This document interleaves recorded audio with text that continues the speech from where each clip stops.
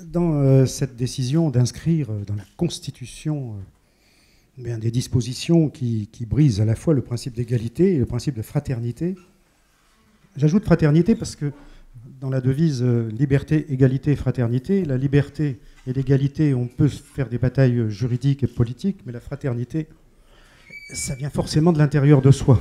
Donc on ne peut pas obliger les gens à être fraternels. Et quand on se met à mettre dans la Constitution quelque chose qui créera un obstacle de plus à la fraternité, je pense qu'on touche à ce que nous avons de plus universel. Et donc je trouve que c'est très grave. Bon.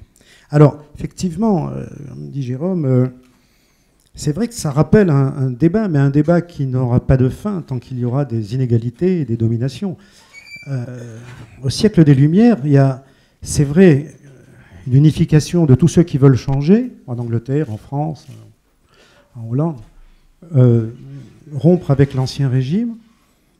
Derrière ça, il y a deux conceptions, à la fois du droit et du gouvernement.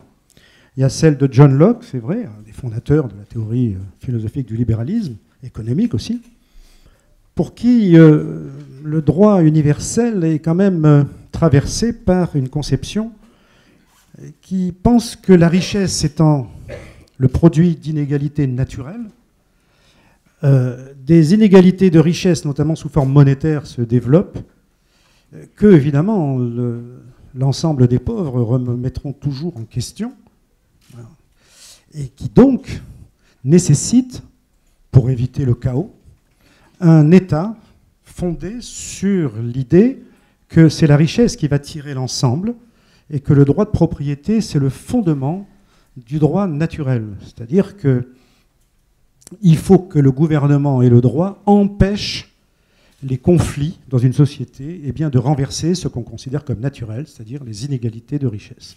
Je résume bien sûr le second traité de gouvernement civil, qui est un très gros ouvrage, mais sur le fond, il y a cette conception du gouvernement qui n'est plus un gouvernement, mais une direction tenue par les riches, d'où le vote censitaire, que prônez, et qui fait du vol un crime puni de mort. Voilà. Donc il y a cette conception du droit et du gouvernement, conçu avant tout comme une domination.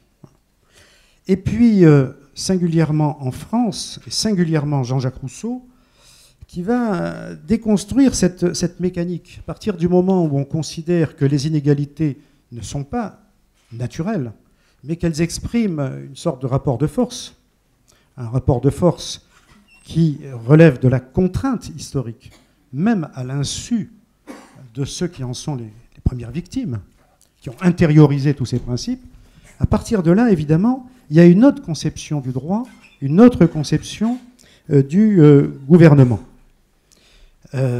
Cette conception, elle est résumée par une phrase de Pline l'Ancien, que Rousseau reprend à son compte. Si nous avons besoin de chefs, c'est pour nous empêcher d'avoir des maîtres. C'est-à-dire que si on a besoin de gouvernants, c'est pour faire respecter des droits universels et non pas pour garantir une domination. D'où la distinction fondamentale chez Rousseau, et que je trouve je n'allais pas dire d'une grande actualité, mais d'un grand avenir, j'espère, parce que je suis un incroyable optimiste, que gouverner, c'est tenir le gouvernail, c'est-à-dire tenir une direction. Mais la direction, c'est autre chose. Seul le peuple, et explicitement, doit définir, après débat et expression d'une volonté, la direction. C'est un peu comme si on était sur un bateau ici et qu'on vote pour aller dans tel pays ou dans tel pays et que finalement il y a une majorité pour aller, je ne sais pas, moi, aux Baléares, et que les autres voulaient aller en Sicile et que chacun son tour, quand il a le gouvernail, eh bien, va à nouveau vers les Baléares ou vers truc parce qu'on confond gouverner et diriger.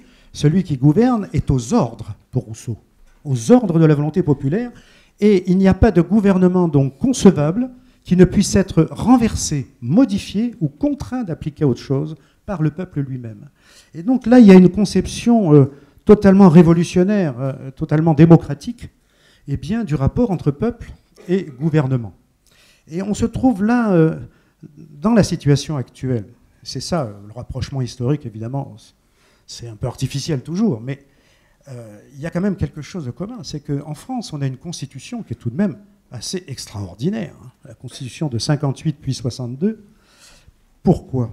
Parce que dès la conception de cette Constitution, et notamment Michel Debré, qui était celui qui coordonnait l'écriture de cette Constitution, s'en cachait pas, dit le but d'une Constitution n'est pas justement d'être molle ou controversée, c'est son efficacité. Et l'efficacité de cette Constitution, dès le départ, consistait à multiplier tous les filtres entre la volonté populaire et les prises de décision.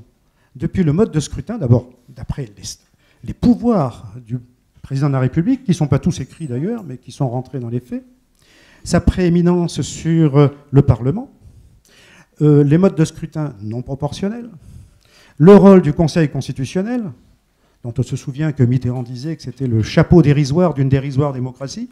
Hein. C'était l'expression de Mitterrand lorsqu'il écrivait le coup d'État permanent. Hein.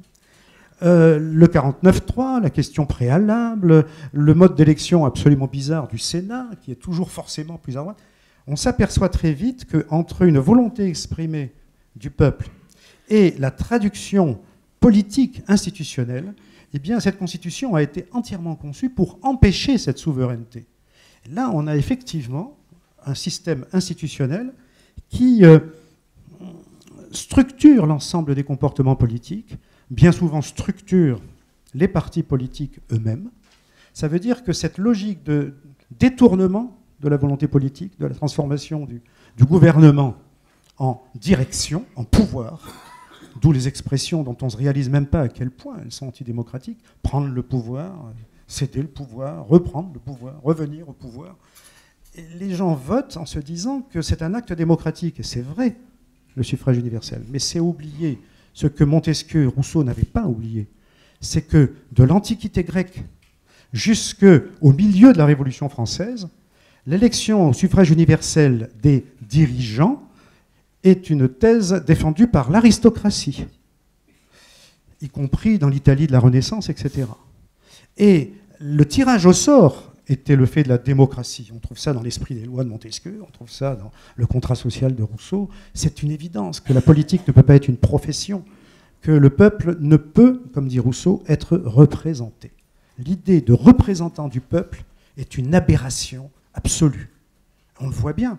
Une nouvelle circonstance arrive, et certains prétendent, parce qu'ils ont été élus, savoir ce que le peuple ferait s'il était à leur place.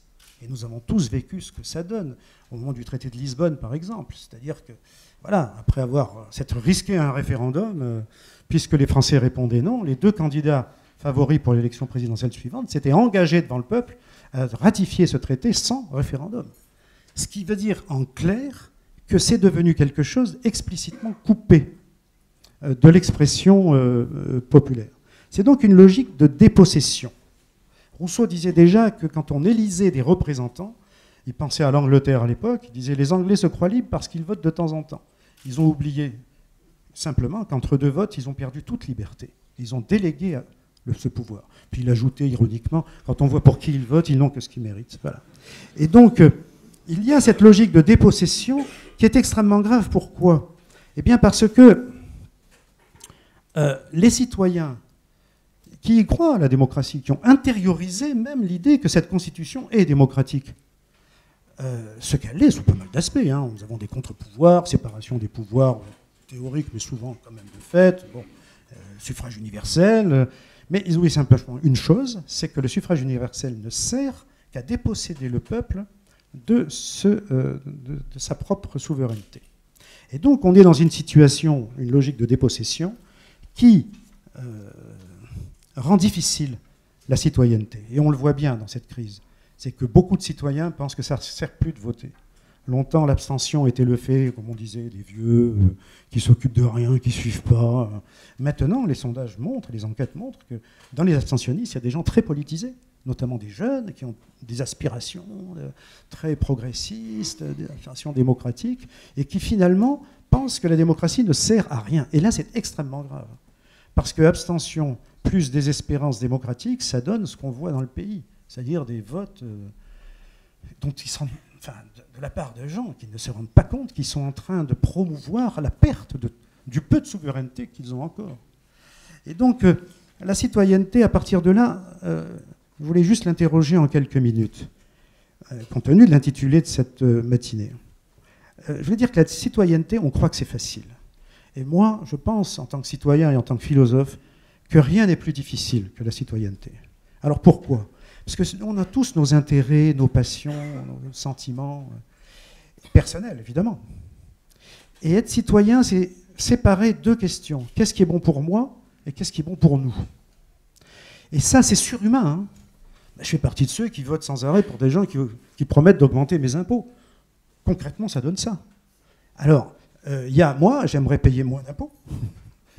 Et il y a moi qui ai besoin, en tant que citoyen, d'hôpitaux, de crédits pour les vieilles personnes, pour les handicapés, etc. Je veux des écoles, je veux des postes, des services publics. Et le citoyen, c'est celui qui arrive à séparer au maximum les deux. Rousseau disait, c'est celui qui arrive à penser dans le silence de ses passions. Je trouve que cette phrase est magnifique. C'est-à-dire réussir à penser au-dessus de ses intérêts personnels lorsqu'ils sont en contradiction avec le bien commun. Donc c'est déjà difficile. La deuxième chose, c'est que, évidemment, il est tellement confortable de critiquer les gouvernants, une fois qu'on a admis que c'est à eux de régler notre vie. Être citoyen, c'est se dire qu'on est chacun responsable de ce qui se passe dans le pays, y compris des gouvernants. Parce que je pense franchement que chaque peuple a les dirigeants qu'il mérite. Et les citoyens, c'est tellement confortable de déléguer à d'autres et de critiquer ensuite. Alors que tout dépend de l'activité citoyenne, la citoyenneté active. Voilà. Et c'est très difficile. D'autre part, être citoyen, c'est essayer de penser un futur qui n'existe pas. Et le réflexe, c'est de penser selon ce qui existe déjà, aussi bien au niveau institutionnel, au niveau des idéologies, au niveau de l'organisation, y compris des partis, des syndicats. Le passé, chez nous, il est chez lui. Alors que le futur souhaitable, il n'existe que si on le fait exister. Et il y a un bras de fer entre le passé et le futur. Et ce bras de fer, seule l'activité citoyenne de chaque individu peut faire qu'un certain futur l'emporte sur la pérennisation d'un passé qu'on estime scandaleux, injuste, etc. Donc tout ça est très difficile. Et puis ça suppose aussi, comme Antigone, comme Socrate, qu'on se règle non pas sur le légal, mais sur ce qu'on estime être légitime. Et là, on est en plein dans les débats d'actualité. Réussir à élaborer une idée personnelle en fonction, non pas des petits jeux électoraux ou ses intérêts d'immédiat, etc., mais en fonction de principes clairs. Qu'un autre géant de la philosophie des Lumières, Emmanuel Kant, arrivait à résumer en une phrase. Une bonne loi, c'est une loi qui ne contraint que ce qui contraint. C'est-à-dire que la loi, c'est la garante de notre liberté. Et combien de lois subissons-nous actuellement qui n'ont pas du tout le souci de contraindre ce qui contraint, mais de contraindre, tout court. Voilà. Et là aussi, on est dans l'actualité. J'ai entendu une phrase terrifiante de pas mal de dirigeants actuels du pays. Ils disent, sur la déchéance de nationalité, pour les binationaux, parce que c'est bien de ça qu'il s'agit, même s'il n'y a pas le mot, il faut bien écouter le peuple. Mais pourquoi n'a-t-on pas dit ça au moment de fixation de l'âge de la retraite, de la fixation des cadeaux au MEDEF, au niveau de toutes ces lois dont les sondages montrent qu'ils sont refusés à 70 ou 80%. Dans ce cas-là, le peuple est incompétent. Et c'est au milieu de la Révolution française que la vieille Sieyès a cette phrase: la politique, c'est une chose trop importante pour la laisser à tous, il faut en faire une profession particulière. Et là, on est au cœur de la déconstruction de la citoyenneté. Alors, voilà, s'il y a quelque chose qui se rapporte à l'histoire de la philosophie, c'est effectivement ces deux tendances du siècle des Lumières, qu'on peut symboliser, oui, par l'opposition de Rousseau à la philosophie de John Locke. Et puis j'ajouterai aussi une référence qu'on a intérêt à cultiver, Michel Foucault. Michel Foucault, pour qui la société n'est pas simplement le pouvoir du haut vers le bas. Il prend l'exemple de l'eau. Quand on verse de l'eau, ça va du haut vers le bas. Mais quand on met un tissu dans de l'eau, l'eau va du bas vers le haut. Et il définit justement le pouvoir comme quelque chose qui va du bas vers le haut par capillarité. Et il disait que la société, c'était un archipel de pouvoir. Et là, il reprend une grande idée de Rousseau. Si les gens se soumettent au temps, c'est parce qu'ils essayent à leur tour d'avoir du pouvoir. Cette logique nous traverse tous dans la tête, partout. Chaque fois qu'on a quelle que soit notre situation de victime des dominations, un petit pouvoir, un petit privilège. Pour défendre ce petit privilège, on a intérêt à obéir à l'échelon du dessus. C'est le seul moyen d'avoir un espoir de monter au-dessus. Et ça, c'est un cancer pour la citoyenneté. Cette logique du pouvoir qu'on trouve partout. C'est plus fort que nous. C'est à combattre à l'intérieur de soi. C'est un combat contre soi-même. Et s'il y avait une transition à faire entre Rousseau et Mandela, c'est que Mandela a réussi à faire ce qu'il a fait pendant finalement plus de 30 ans, 35 ans, parce qu'il a mené avant tout en prison le combat contre lui-même. C'est pour ça que j'ai dit qu'il a eu de la chance d'être presque 28 ans en prison. Il le dit lui-même. Ça m'a permis de prendre du recul par rapport à ce que j'étais, à faire taire des sentiments de haine, de vengeance, etc., et d'être meilleur. La vie actuelle nous empêche de descendre au plus profond de nous. Et bien souvent, on oppose les grandes tâches collectives et le rôle de chaque individualité. Et je pense qu'une des grandes leçons de Rousseau, c'est que justement, c'est avec des citoyens libres à l'intérieur que l'on peut faire une libération collective. J'ajoute que c'est quand même ce qui renvoie à la dernière phrase du manifeste de Marx, qui a souvent été sauté au passage. Est-ce que la citoyenneté est menacée? Mais c'est très sérieusement, je voulais dire que je pense vraiment pas. Je vais dire pourquoi. C'est parce que l'essor de la citoyenneté, par exemple en Afrique du Sud, ce sont les 200 lois qu'ils votent de l'apartheid, qui sont votées en moins de 2 ans, qui fixent l'apartheid après la guerre, avec d'anciens nazis d'ailleurs dans le gouvernement, et que ça a été le point d'appui très imaginatif de l'essor de la citoyenneté. Alors là-bas, c'est pas comme Alice au Pays des Merveilles, bien sûr, il n'y a pas de reine de cœur, ils n'ont aucun cœur d'ailleurs, les gens de l'apartheid, mais c'est par exemple la campagne d'insoumission, c'est-à-dire qu'on fait imaginer que Luthuli, le disciple de Gandhi, qui avait vécu là-bas, et Mandela, ils avertissent que voilà, Mandela rentre dans un bar pour blancs. Voilà. Et Luthuli téléphone à la police en disant « Il y a Nelson Mandela dans un bar pour blancs à tel endroit ». Et donc la police vient et arrête Mandela. Et il y a des milliers de Noirs autour qui se mettent à danser et à chanter, et on va en prison pour 2 ou 3 jours comme un cri de victoire. Et il y a eu comme ça plusieurs milliers d'actes d'insoumission et 200 000 adhésions en 15 jours à l'ANC. Je veux dire que les lois liberticides ou qui introduisent, qui brisent ce qu'il peut y avoir encore d'universel dans des institutions sont des menaces, mais en fait, j'aurais tendance à dire que c'est cette avalanche de mesures là, liées à l'état d'urgence, etc., bon, d'autres en parleront mieux que moi, qui sont spécialistes du domaine, ça ne menace pas la citoyenneté. Je pense que c'est le déficit de citoyenneté qui rend ces choses-là possibles. Et ils le sentent très bien que c'est possible. Et je pense que le vivre en termes de menaces, ce serait oublier qu'il y a eu un glissement année en année dans cette société française avec des pertes d'initiatives citoyennes, collectives, individuelles, transmises par les familles, etc. Et que tout ça, pour une bonne part, la racine de ces limitations à la souveraineté, à l'égalité, à la fraternité, etc. Et que donc, c'est la démocratie qui, à la fois, l'esprit démocratique, permet d'espérer un sursaut de citoyenneté et qui menace la citoyenneté. Je vais lire quelques phrases d'un philosophe du milieu du XXe siècle qui a vécu la résistance, etc., Claude Lefort. Il dit, voilà, la démocratie, c'est le fait de refuser a priori une vérité pour tous. Ni les experts, ni un parti ne peut prétendre avoir la vérité pour tous, parce qu'en démocratie, c'est le débat public et la parole qui se répand, et à la fin, le peuple qui décide, et qui décide lui-même de ce que va devenir sa société. Et donc, ça, ce principe-là, il n'y a rien de meilleur.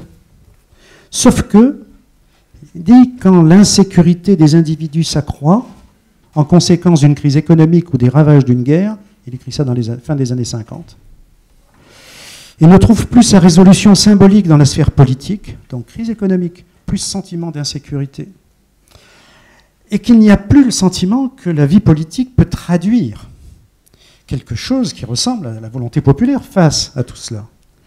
Eh bien, la démocratie paraît déchoir. Et que donc, de l'intérieur de ce que la démocratie a de meilleur, il y a une tentation, dit-il. Alors, quelle tentation?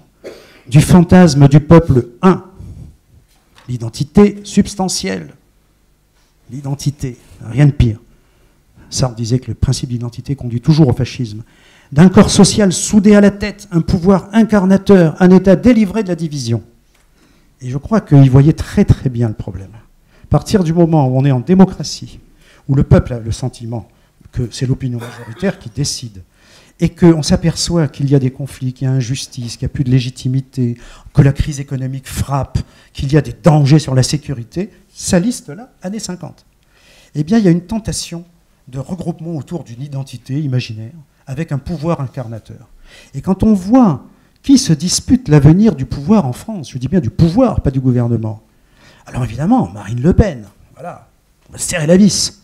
Du coup, les Républicains, il faut un homme à poigne. Voilà, c'est la personne qui doit, pouvoir de plus en plus personnel. Et quand on voit comment on essaye de se sortir des sondages catastrophiques en étant chef de guerre, en mettant dans la Constitution quelque chose qui a été revendiqué uniquement par la droite et l'extrême droite, on se dit que là, ça n'est pas n'importe quoi. On va se greffer sur un phénomène historique profond qu'il ne faut pas prendre à la légère. Et on se met à prendre des mesures d'exception. Et là, je voulais vous lire un texte étonnant, parce que lui, il date de 1814. Il est de Benjamin Constant, dans un petit livre qui s'appelle « De l'esprit de conquête et de l'usurpation ». Je vais vous lire ça, parce que je l'ai soumis à des étudiants dans des entretiens quelques semaines, et ils m'ont dit, monsieur, ils ne savaient pas qui était Benjamin Constant. C'est un texte d'actualité, ils me disent. Alors je leur ai dit 1814. Écoutez ça. Quand un gouvernement régulier se permet l'emploi de l'arbitraire, il sacrifie le but de son existence aux mesures qu'il prend pour le conserver. Alors il dit, pourquoi? On a besoin des lois pour, évidemment, garantir nos libertés, etc. Et on prend des mesures d'exception, c'est-à-dire qu'on se retourne contre ce pourquoi on existe. Et il ajoute, je vous dis quand même la phrase entière parce que c'est extraordinaire, les mesures arbitraires d'un gouvernement consolidé sont toujours moins multipliées que celles des factions qui ont encore à établir leur puissance. Donc voilà. Cet avantage même se perd en raison de l'usage de l'arbitraire. Ces moyens, une fois admis, on les trouve tellement courts, tellement commodes, qu'on ne veut plus en employer d'autres. Présentés d'abord comme une ressource extrême dans des circonstances infiniment rares, l'arbitraire devient la solution de tous les problèmes et la pratique de chaque jour. Alors non seulement le nombre des ennemis de l'autorité s'augmente avec celui des victimes, mais sa défiance s'accroît hors de toute proportion avec le nombre de ses ennemis. Ce texte est incroyable. C'est le principe même qu'on est en train de mettre en place depuis 58, 62. Quand on fait coupler les présidentielles et les législatives un coup en plus, il n'y a plus que l'homme providentiel que les citoyens se mettent à rechercher. La conscience citoyenne, eh bien, on la tue avec cela. Et le pire, c'est que les citoyens, dans l'état de crise et de menace, trouvent que ça protège leur liberté. Et c'est pourquoi on se réfère à la volonté populaire en ce moment. C'est très rare. Il faut dire, toutes les autres mesures étaient impopulaires. Mais celle-là, on se réfère à la volonté populaire. Il faut respecter le peuple, qu'ils disent. On va lui enlever ses pouvoirs, on va lui briser ses valeurs pour respecter la volonté populaire. On vit une situation, effectivement, ubuesque, comme on dit. Et donc, voilà, le fait, voilà, ce point n'est pas simplement conjoncturel. Voilà. Et c'est là que ça amène à Mandela. Mandela, très rapidement, si je pense que c'est un grand philosophe, mais dans la pratique, mais il a aussi beaucoup écrit. Vous savez qu'il a écrit des centaines de pages. Il écrivait, pour l'anecdote, avec du lait sur du papier blanc. Donc c'était tout blanc. Il faisait passer les rames de papier à la cellule par l'intermédiaire des gardiens, qui, avec un insecticide, parce qu'il y avait quand même pas mal d'insectes, parce qu'il n'y avait pas de fenêtre dans la prison, il passait ça et toute l'écriture ressortait. Donc, dans la cellule d'à côté, on recopiait ça et on mettait ça dans un trou dans la cour du bagne. Et on a gardé 500 pages comme ça, c'est extraordinaire. Donc voilà. Donc quand on lit ses écrits, qu'on voit son comportement, le combat qu'il a contre lui-même, il dit, quand je suis rentré en prison, j'étais un jeune fou, un chien fou, il dit. On s'aperçoit qu'il a élaboré une philosophie grâce à Gandhi. On dit souvent que Gandhi, il était un des fondateurs de l'ANC. Il a vécu 20 ans en Afrique du Sud et il a laissé des grandes traces avant de retourner en Inde, comme vous savez. Et donc, il a élaboré une conception adaptée à l'Afrique du Sud, mais à portée universelle. C'est quoi? Un, si on doit changer de constitution, il faut y associer le peuple. Donc il faut imaginer les militants de l'ANC qui vont dans le moindre village, partout, et qui sollicitent quels sont les principes qu'il faudrait mettre là-dedans. Alors évidemment, il peut y avoir n'importe quoi, parce que comme dit Seyès, le peuple, bon, il n'est pas capable. Mais bon, à partir de là, on met une commission avec coopération internationale, dont la France d'ailleurs. Il y avait 8 pays sollicités, avec une commission pluraliste. Il s'est arrangé pour que l'ANC soit minoritaire. Il fallait 66% pour être seul pour diriger la Constitution. L'ANC n'a eu que 62%, donc était minoritaire. Il voulait absolument que les Blancs, les Zoulous, etc. participent à cela. Et pour définir 34 valeurs. 34 valeurs qui sont au-dessus de tout autre texte.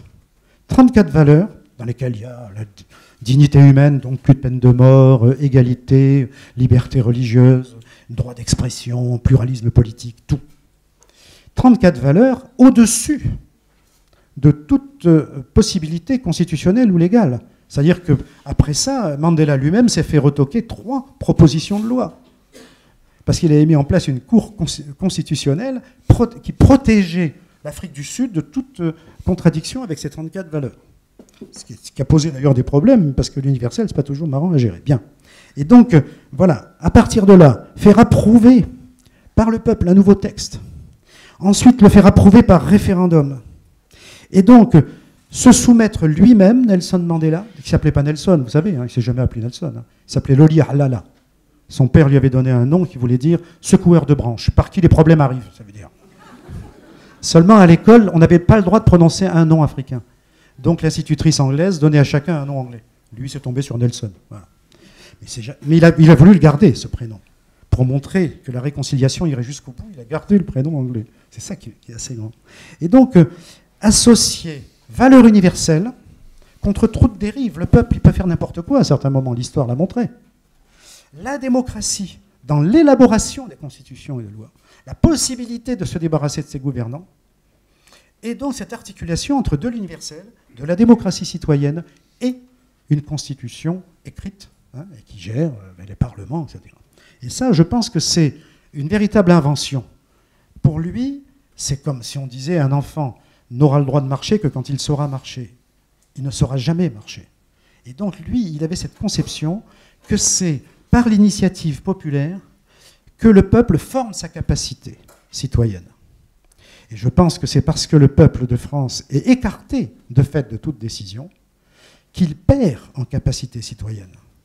Et que ça n'est jamais fatal. Et pour Mandela, évidemment, après Mandela, ça n'est plus comme quand il y avait Mandela, etc., mais comme chez tous les peuples. Et donc je pense effectivement qu'il y a cette façon de résister au pire, parce que là-bas, l'apartheid, c'est quand même le pire, en se disant que la citoyenneté ne dépend pas de lois qu'on vote en haut. La citoyenneté, que ce soit pendant la résistance, que ce soit pendant la guerre d'Algérie en France, ou que ce soit face à l'apartheid, ça dépend individuellement et collectivement des citoyens, la citoyenneté. Et que tout ce qui fait obstacle à la citoyenneté, eh ben c'est l'ensemble des citoyens qui en est responsable. Et c'est très dérangeant, cette idée. Parce que ça veut dire qu'ici, nous sommes responsables des possibilités offertes aujourd'hui de donner de ces coups, hein, dans le légitime. Voilà. Et donc, moi, j'ai tiré ça de Mandela. Et apparemment, ça ne plaît pas à un grand monde, mais je suis désolé, mais vraiment, je pense que derrière ça, il y a une conception universelle de la lutte politique, de la conception politique, qui inclut la réconciliation dans les formes de combat politique. C'est une grande idée de Kant aussi au XVIIIe siècle. Il disait même dans une guerre, il faut faire attention de ne rien faire qui ne rende la paix impossible ensuite. Mandela dit, voilà, dans tout conflit, y compris contre l'apartheid, il ne faut rien faire qui empêche la réconciliation ensuite. Et donc chacun de nos actes est porteur de plusieurs dimensions de l'avenir. Et c'est pourquoi il appartient aux victimes, disait Mandela, de libérer les bourreaux de leur haine. Alors évidemment, on n'est pas sous l'apartheid ici. Mais je pense que chaque pays, chaque peuple doit inventer des formes politiques de citoyenneté qui permettent d'empêcher que les conflits engendrent de nouveaux conflits. Et ça ne veut pas dire ne pas lutter, mais ça veut dire inventer des formes qui rassemblent. Et que ce ne sont pas les étiquettes et les cartes qui peuvent diviser les citoyens. Il n'y a que leurs actes Et dans ce sens-là, il n'y a jamais à désespérer en fonction des résultats d'élections ou de succès ou de déconfiture de tel ou tel parti. Chacun de nous, membre d'un parti ou non, est responsable des possibilités pour les citoyens de se regrouper pour gagner des libertés. Et c'est en ce sens que je voulais contredire le sous-titre de cette matinée, mais on s'est compris, c'est que ça ne menace pas la citoyenneté. Ça crée chez les citoyens de nouvelles exigences. C'est très, très différent. Très bien, merci. Alors, on m'a demandé...